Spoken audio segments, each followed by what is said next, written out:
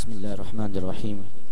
منور بھائی، یہ وہ عظیم شخصیت ہیں کہ جن کا ذکر ہمارے پہچان ہے اور ہمارے ایمان کی پہچان ہے۔ آقا کریم صلی اللہ تعالی علیہ وسلم نے ارشاد فرمایا، اگر مومن اور منافق کی پہچان کرنی ہو تو میرے بھائی کا ذکر کر دیں، سنیوں کے پیر کا ذکر کر دیں۔ اگر چہرہ گلاب کی طرح کھل اٹھے، مسکراہٹ آ جائے تو سمجھ جائیے گا یہ مومن ہے، اور اگر بل پڑ جائے، پسینہ آ جائے تو سمجھ جائیے گا یہ منافق ہے۔ اب ان کی شان میں کیا بیان کر سکتا ہوں۔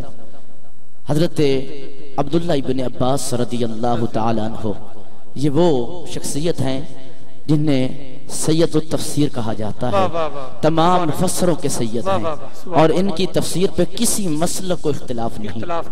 یہ میرے کریم آقا صلی اللہ علیہ وسلم کے چچا زاد بھائی بھی ہیں، اور یہ وہ حضرت عبداللہ ابن عباس ہیں۔ میں یہ ان کی اس لیے تعریف کر رہا ہوں، بتا رہا ہوں کہ آپ کو پتہ چلے یہ خود کتنی عظمت والے ہیں، اور جن کی شان یہ بیان کر رہے ہیں وہ کتنی عظمت والے ہوں گے۔ آقا کریم صلی اللہ علیہ وسلم نے ان کے لیے ہاتھ اٹھائے اور عرض کی، یا اللہ یہ میرا بھائی ہے، یہ قرآن سے محبت کرنے والا ہے، تو قرآن کے علم کے دروازے میرے بھائی کے لیے کھول دے۔ اب وہ حضرت عبداللہ ابن عباس رضی اللہ تعالیٰ عنہ فرما رہے ہیں، میں نے قرآن کو پڑھا اور جتنا میں قرآن کو سمجھا ہوں، قرآن کے 30 پاروں میں اتنی آیات کسی صحابی کی شان میں نازل نہیں ہوئی جتنی مولا کائنات کی شان میں نازل ہوئی۔ اور حضرت عبداللہ ابن عباس سے پوچھا گیا کہ آپ نے تعداد گنی کتنی ہے؟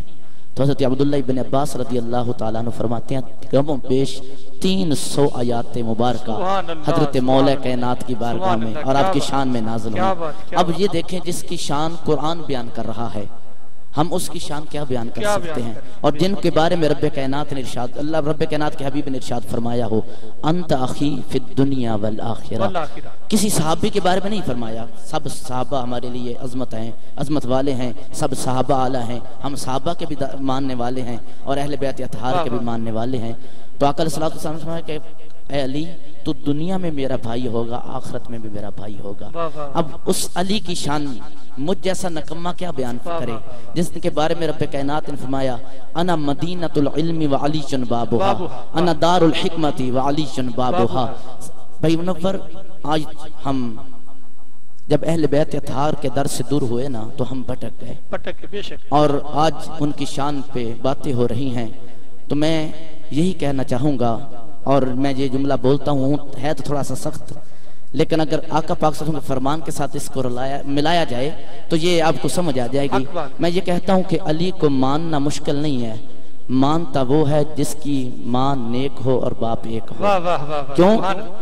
سبحان اللہ، سبحان اللہ۔ آقا پاک صلی اللہ علیہ وسلم نے فرمایا کہ منافق ہے ہی وہ، بلکہ آئیے حدیث مبارکہ سماعت فرمائیں۔ آقا علیہ السلام نے فرمایا، علی، کوئی مومن آپ سے بغض نہیں رکھ سکتا چاہے اس کی ناف پہ آپ تلوار رکھ دیں، اور کوئی منافق آپ سے محبت نہیں کر سکتا چاہے کائنات کی ہر نعمت سارا خزانہ اس کے قدموں میں ڈال دیں۔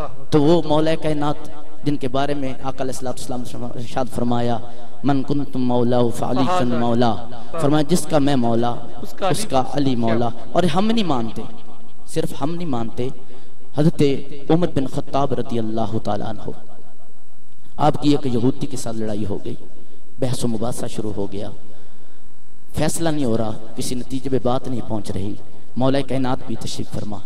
اب حضرت عمر بن خطاب رضی اللہ تعالیٰ عنہ نے اس یہودی کو مخاطب کیا اور فرمایا کہ یار اس طرح کرتے ہیں، مولا کائنات کی بارگاہ میں کیس دائر کرتے ہیں، وہ جو فیصلہ فرما دیں مجھے بھی قبول اور آپ کو بھی قبول۔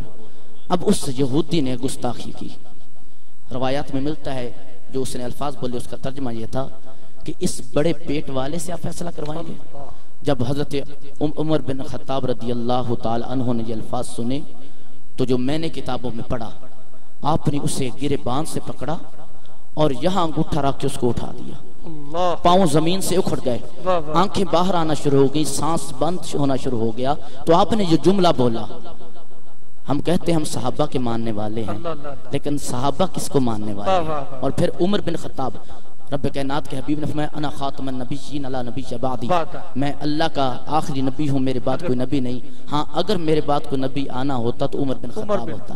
عمر وہ جس رستے پہ چل دے شیطان رستہ چھوڑ جاتا ہے۔ اب وہ صحابی اس کا عقیدہ سنیے، وہ کہہ رہے ہیں اور جلال میں کہہ رہے ہیں تو ان کے بارے میں جانتا ہے یہ کون ہے؟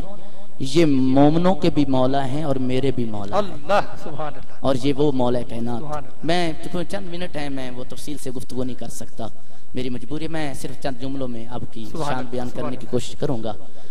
یہ وہ صحابی رسول ہیں کہ جن کی شہادت کی بشارت کریم آقا علیہ السلام نے اپنی زبان اطہر سے ایک بار نہیں کئی دفعہ۔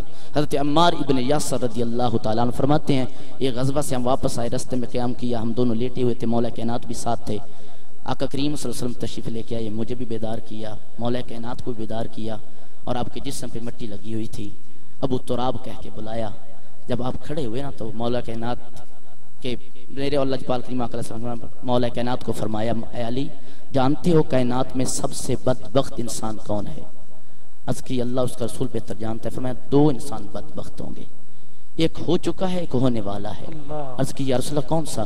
فرمایا ایک وہ آدمی جس نے حضرت صالح کی اونٹنی کی ٹانکیں کاٹی تھیں، وہ بدبخت تھا، اور ایک وہ بدبخت ہوگا جو آپ کو شہید کرے گا۔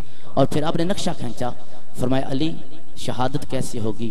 آپ کے سر پہ ضرب آئے گی، اور یہاں سے لے کر یہاں تک اشارہ کیا، فرمایا آپ کا یہ سارا چہرہ خون آلود ہوگا، اور خون میں آپ کا چہرہ لت پت ہوگا، اور یہ وہ صحابی رسول اور سنیوں کے پیر میرے مصطفیٰ کے ویر ہیں کہ جن کی عظمتیں قرآن بھی بیان کر رہا ہے، صحابہ نے بھی بیان کی۔ اور یہاں میں آخری بات کرنا چاہتا ہوں، آپ نے ایک بات کہی تھی لیلۃ القدر کے بارے میں، لیلۃ القدر کے بارے میں۔ اب دیکھیں عقیدے کی بات اور پوری محفل عقیدے کے حساب سے چل رہی تھی۔ اللہ رب العالمین نے ارشاد فرمایا کہ جس رات یہ قرآن نازل ہوا اس کی عبادت ہزارہا مہینوں سے افضل ہے، ہزارہا، اب اس کی تعداد نہیں بتا سکتا کوئی کتنی ہے، ایک اشارہ ہو گیا، ایک اشارہ ہو گیا، اس سے زیادہ ہے۔ قرآن کا ہر لفظ جو ہے وہ جامع ہے۔